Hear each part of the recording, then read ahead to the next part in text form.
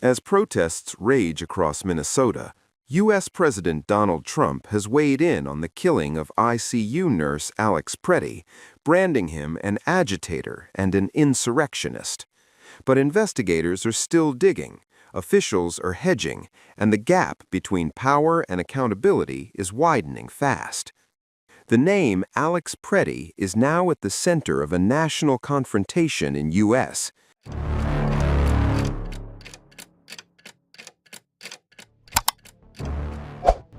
대통령실이 무장 시위자 사망 사건에 대한 입장을 밝히면서 연방 요원들의 무력 사용에 대한 제도적 한계에 대한 논쟁이 다시 불붙었다. 2026년 1월 29일 백악관의 일상적인 기관 커뮤니케이션 패턴을 깨는 이례적인 장면이 펼쳐졌다. 오후 기자회견에서 캐롤라인 리빗 비서관은 최근 미니애폴리스 시위에서 무기 소지 허가를 받은 시위자가 여러 발의 총격을 받고 사망한 사건과 관련해 국경 순찰대의 대응에 대해 질문을 받았다. 객관적인 설명의 기회가 되어야 할 이 자리는 리빗이 기자를 직접 공격하며 편향성과 사실 왜곡을 비난하는 수사적 일탈의 순간으로 전락했다. 기자회견은 긴장 속에 마무리되었으며 이 장면은 그 어조뿐만 아니라 시사하는 바, 즉 대통령 커뮤니케이션과 투명성에 대한 제도적 의무 사이에 점점 커지는 괴리감 때문에 널리 퍼졌다. 이 사건의 영향은 그 자리에만 국한되지 않았다. 그곳에서 시작된 비판은 이념적 반대자들로부터만 나온 것이 아니었다. 기관 관찰자, 언론인, 심지어 여당 의원들까지도 행정부가 사실에 직면해 공적 담론을 관리하는 방식에 불편함을 드러내기 시작했다. 행인들에 의해 영상으로 기록된 시위자의 사망 장면은 총격을 받은 시민이 총을 총집에 넣은 채 위협적인 행동을 보이지 않았음을 보여주었다. 그럼에도 공식 반응은 경찰관의 행동을 무조건 옹호하는 것이었으며 내부 조사 개시에 대한 언급은 전혀 없었다. 백악관이 기술적 감정적 보고서가 마무리되기도 전에 사건을 종결된 것으로 처리하려는 시도는 정부가 행정적 책임보다는 서사에 따라 움직인다는 인상을 더욱 확산시켰다.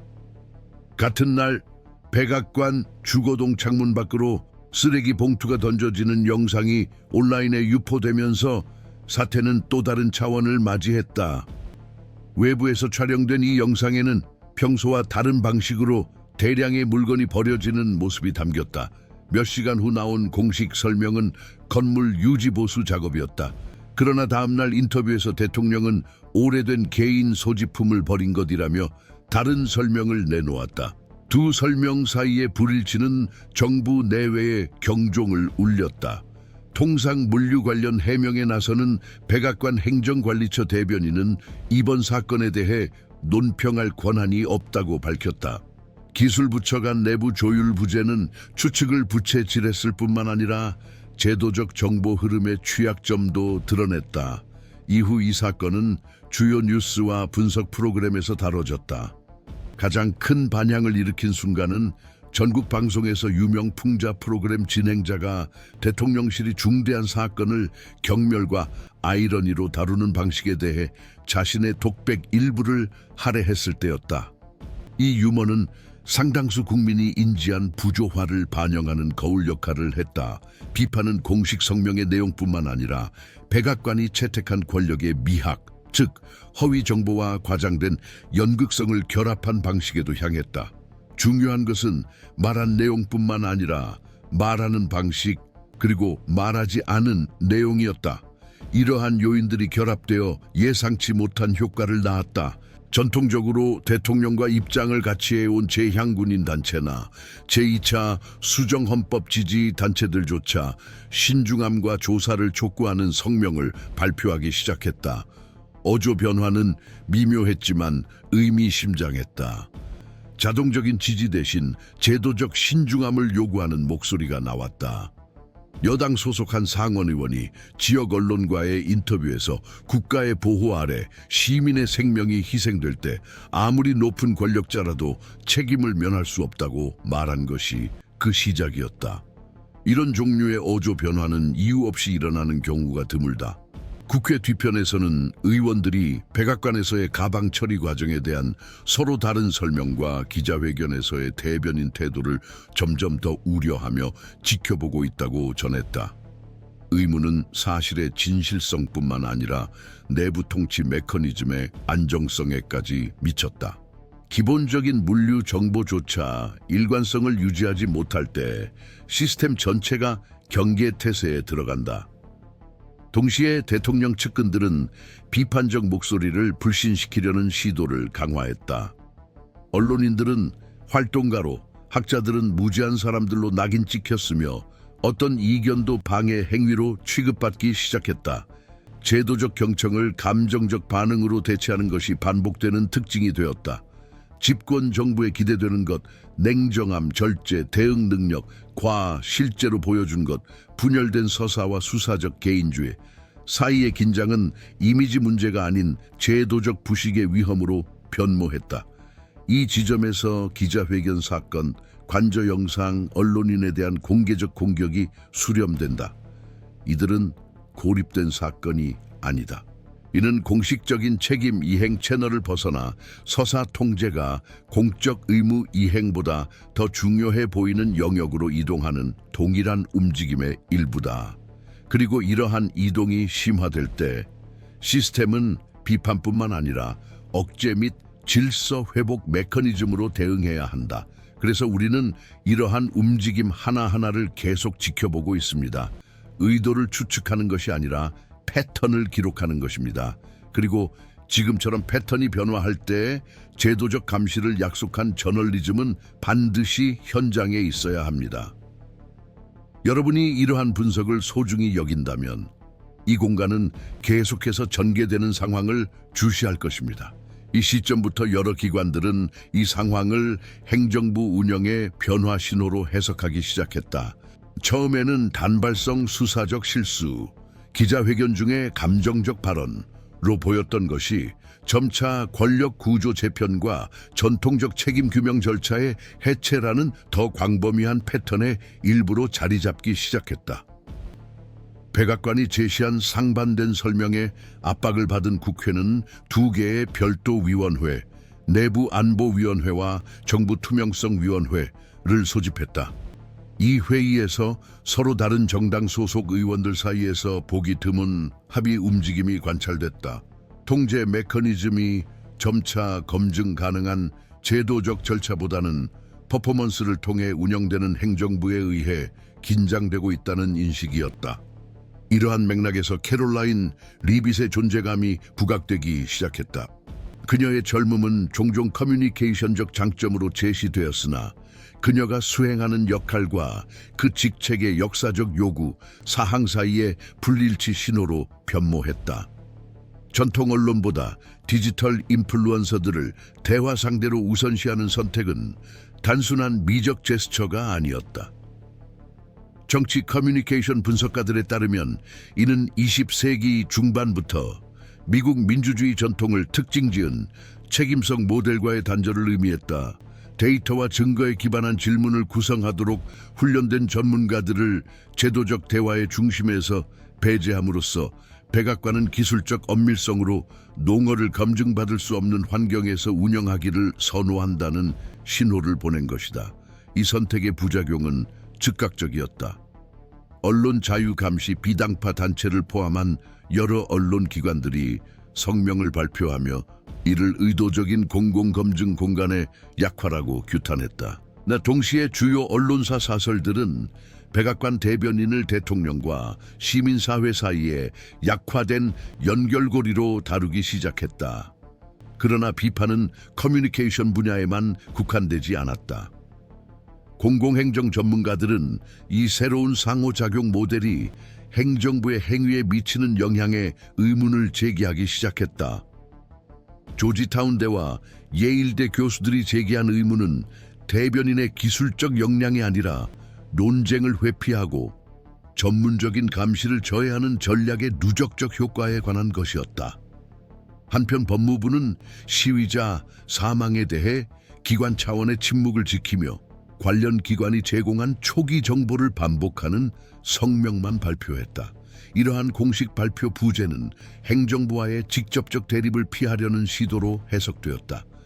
미네소타 연방검찰청은 의원들과 시민단체들의 압박을 받아 독립적인 영상 자료를 바탕으로 예비조사를 시작했다. 비록 이 조치가 지역 차원에서 시작되었지만 사건이 연방소송으로 발전할 가능성은 절차를 지켜보는 법률가들에 의해 고려되고 있다. 경찰관이나 그들의 직속 상급자에 대한 기소가 이루어질 경우 법무부는 현재의 침묵을 깨고 입장을 표명해야 할 수도 있다. 같은 시기에 전통적으로 행정부와 입장을 같이 해온 단체들도 공식 논리에서 점차 거리를 두기 시작했다. 최근 몇 년간 행정부를 확고히 지지해온 전미총기협회 NRA는 이례적으로 신중한 성명을 발표하며 평화적 시위 상황에서도 합법적 총기 소지는 존중되어야 한다고 밝혔다. 이 성명은 비록 일반적이었지만 국경 순찰대의 행위에 대한 간접적 비판으로 해석되었다. 상원에서는 중도 성향 의원들이 공개적인 발언을 자제했지만 내부적으로는 이 사건이 상대 진영의 선거 운동에 어떻게 활용될지에 대한 우려를 표했다. 한 정치 컨설팅 업체의 내부 메모에 따르면 신뢰도 하락 위험은 사건 자체뿐만 아니라 정부가 비판에 대응하는 방식에도 있다고 한다. 이 움직임은 지지층에도 영향을 미쳤다. 연방행정부와 줄을 맞췄던 지역단체들이 행정부와 언론 간 긴장 고조에 불편함을 표하기 시작했다.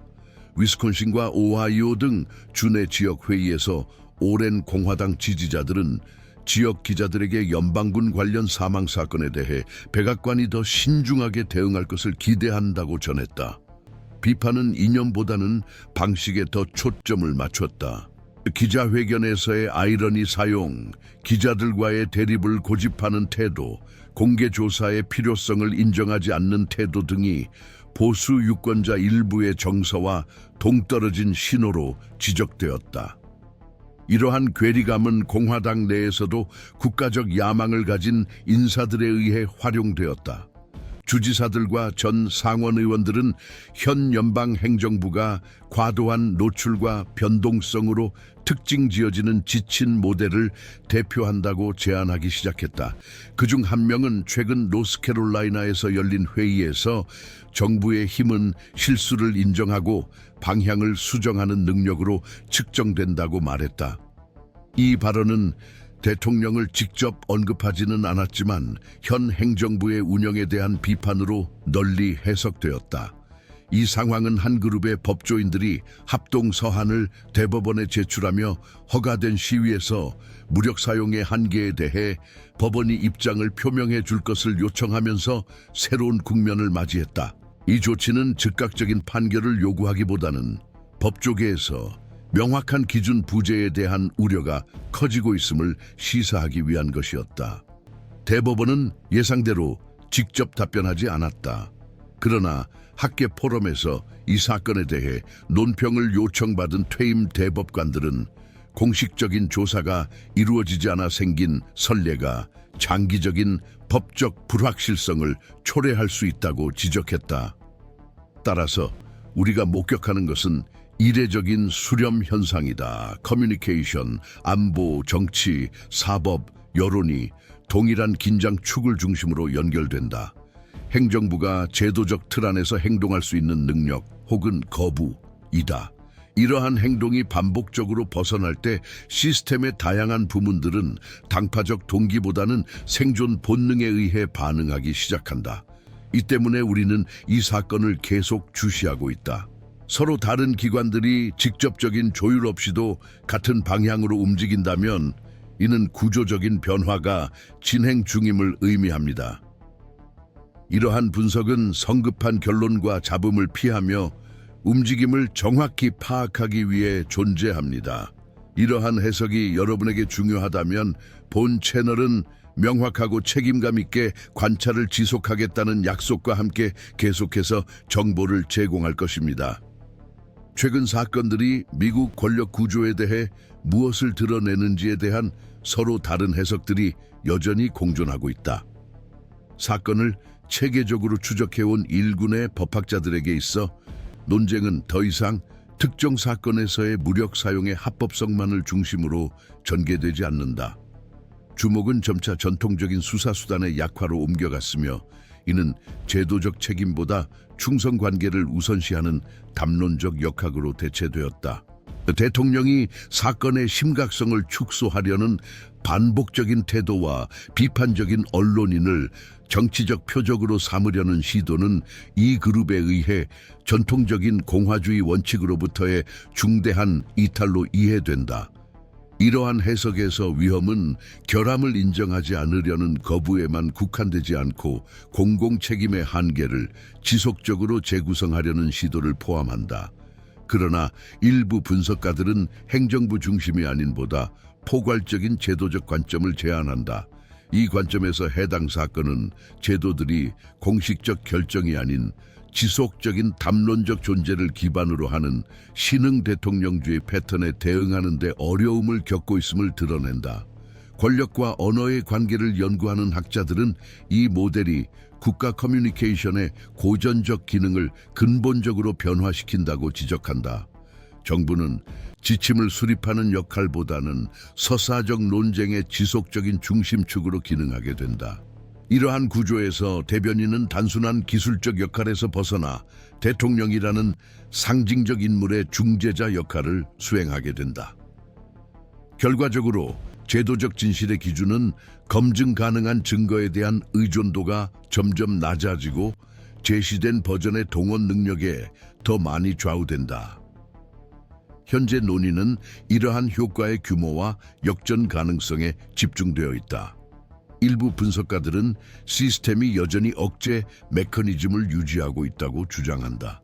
의회는 투명성을 요구할 수 있는 도구를 보유하고 있으며 언론은 자체적인 조사 구조를 유지하고 사법부는 형식적으로 자율성을 유지하고 있다. 반면 다른 관측자들은 이러한 기관들과 사회 사이의 신뢰가 점진적으로 약화되면서 기술적으로 근거 있는 결정조차도 불신으로 받아들여지는 환경이 조성되고 있다고 지적한다. 이러한 구조적 회의론은 제도적 기능과 정치적 쇼의 중첩에 의해 부채질되며 최소한의 합의 도출을 어렵게 만든다. 미시간 대학 연구진의 조사에 따르면 공론장의 과도한 개인화는 10년 전 예상보다 더 빠른 속도로 제도적 정당성을 훼손하고 있다. 이러한 정당성 상실은 즉각적인 파장에서 뚜렷이 드러난다. 과거 핵심 사건에 집중되던 언론 보도는 이제 정부의 활동을 대중의 관심을 지속적으로 분산시키는 역학으로 분석한다. 백악관 거주구역의 비정상적 행동부터 기자회견에서의 언쟁에 이르기까지 이어지는 병행 사건들은 파편화의 누적 효과를 낳는다. 정치 커뮤니케이션 전문가들에 따르면 이 현상은 반드시 의도적인 조작으로 해석될 필요는 없으며 지속적인 소음 발생에 기반한 통치 스타일의 체계적 결과로 보아야 한다. 실질적 효과는 사회가 광범위하게 정보를 접하지만 이를 일관된 제도적 처리로 전환하는 데 어려움을 겪는 것이다. 이러한 제도적 처리의 어려움은 마찬가지로 파편화된 사회적 반응으로 이어진다. 행정부와 가장 가까운 핵심 지지층은 여전히 모든 형태의 비판에 저항하는 반면 이전에 중립적이었던 계층들은 뚜렷한 피로감을 보이기 시작했습니다. 최근 여론조사에 따르면 특히 백악관 공식 발표와 대통령 본인의 비공식 발언이 상충된 이후 독립유권자들의 백악관 공식 발표에 대한 신뢰도가 하락한 것으로 나타났습니다. 정부윤리사무국은 백악관 커뮤니케이션실에게 언론사 인증 기준에 대한 설명을 요청했으며 연방감사관위원회는 내부 조사 절차의 행정적 무결성에 대한 잠재적 위험을 평가하기 위한 청취 절차를 시작했다. 이러한 조치들은 아직 공개적인 분열로 이어지지는 않았지만 시스템이 장기화된 긴장에 대응하는 방식의 변화를 시사한다. 이전 행정부에서 경험을 쌓은 법률 전문가들은 정치적 수사, 사실에 대한 기술적 인식가 양보해야 하는 비공식적이지만 결정적인 한계가 존재한다고 지적한다. 이 한계가 넘어설 때 긴장은 담론의 영역을 벗어나 기관의 운영 흐름에 직접적으로 개입하기 시작한다. 서사적 차이로 시작된 것이 기능적 혼란으로 전환되면서 통치성은 권력 중심의 효과적 조정보다 관료적 관성에 더 의존하게 된다. 상황은 여전히 진행 중이며 명확한 정의가 없다. 기관들의 다음 움직임이나 행정부가 자신의 행보를 재조정할지 여부에 대한 합의는 없다. 일부 전문가들은 대통령이 불안정성을 구실로 자신의 수사를 더욱 강화하여 지속적인 포위 상태라는 인식을 강화할 가능성이 있다고 본다.